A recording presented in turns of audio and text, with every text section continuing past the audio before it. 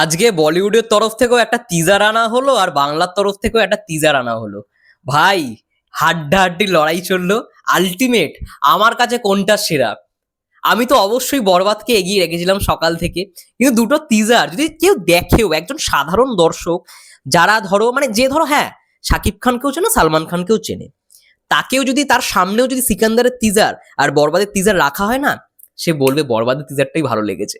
নমস্কার বন্ধুরা, আমি রূপম চলে এলাম নতুন ভিডিও নিয়ে। বন্ধুরা, আজকে ঠিক দুপুর 3:33 সিকান্দার ছবির টিজার আসে, টিজার নাম্বার 2। সেখানে আমি দেখি, আমি আমি মানে ভেবেছিলাম যে ওটা রিয়াকশন করব, রিয়াকশন মানে রিভিউ করব। এখন সিকান্দার টিম যা করছে মানে রিয়াকশন ভিডিও করলেই স্ট্রাইক, তার জন্য সেই মানে ইয়ে তো নিইনি, কিন্তু আমি ভেবেছিলাম যে ভালো লাগলে অবশ্যই ওটার একটা রিভিউ দেবো। কিন্তু সত্যি কথা বলছি, টিজারটা দেখে আমি খুবই আপসেট হয়েছি। এর থেকে ভালো ছিল টিজার নাম্বার 1। টিজার 2 এর একটা পজিটিভ দিক কি না, ওই যে একটা দেখবে ওয়ার্ম ফিল্টারে ফাইট সিনগুলো, ওটা একটা পজিটিভ দিক। বাকি টিজারটা আমার সেরকম কিছু গুজবাম্পস লাগেনি, কিচ্ছু মনে হয়নি। আর সালমান খানের সঙ্গে রাশমিকাকে আমি জানি না কেমন লাগবে, আমার টিজারে তো একদম ভাল লাগেনি, একদমই ভাল লাগেনি। তো সেই জায়গা থেকে আজ যদি একজন সাধারণ দর্শককে সিকান্দারের টিজার আর বরবাদের টিজারের মধ্যে যদি বলা হয় কোনটা ভালো লেগেছে, আমি ড্যাম শিওর 100% গ্যারেন্টি দিয়ে বলতে পারি, সবাই বলবে, সাধারণ দর্শকটাও বলবে যে বরবাদের টিজার খুব ভালো লেগেছে। এটা বাংলা ছবি, বাংলা সিনেমা, এবং দুটো সিনেমার মধ্যে একটাই কমন ব্যাপার, দুটো ছবিতেই prosthetic makeup man Amit Ambarkar কাজ করেছে।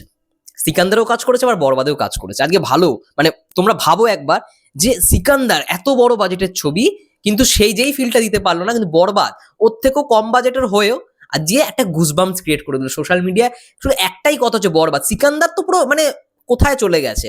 3:33 টিজার এসেছিল, এইখানে ছিল বরবাদ মনে হয় ঠেলে ঠেলে ঠেলে ঠেলে একদম নিচে পাঠিয়ে দিচ্ছে সিকান্দারের টিজারকে।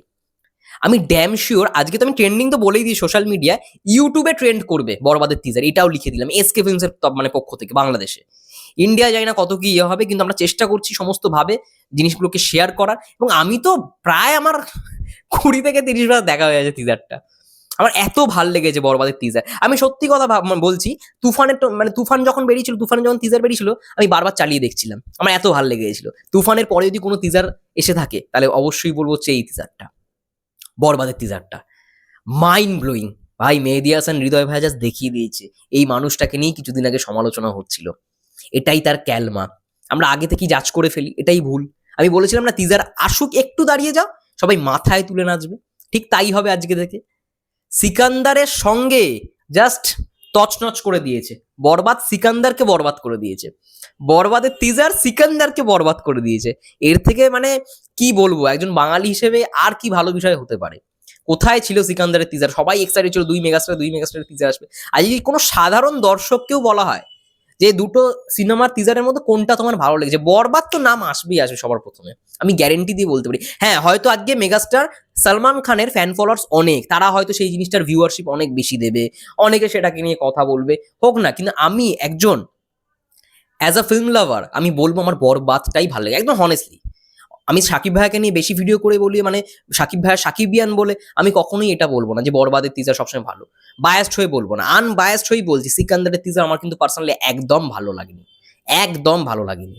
সেই জায়গায় বরবাদের টিজার যা করে দিয়েছে, যা খেলা দেখিয়ে দিয়েছে, ওর ধারের কাছে নেই সিকান্দারের টিজার। এটাই সব থেকে বড় বিষয়। মানে আমরা সত্যি খুব গর্বিত যে আজকে বাংলা ছবি, বাংলা সিনেমা আজকে এই জায়গায় পৌঁছেছে, এই জায়গায় পৌঁছেছে। আরে ভাই, তোরা বানাস 300 কোটির সিনেমা, কিন্তু আমরা বানাই 20 কোটি 15 কোটি। এটাই আমাদের কাছে সব থেকে বড় ব্যাপার, এটাই আমাদের কাছে সব থেকে বড় ব্যাপার, যে আমরা এই বাজেটের মধ্যে এত কিছু দেখাতে পারি।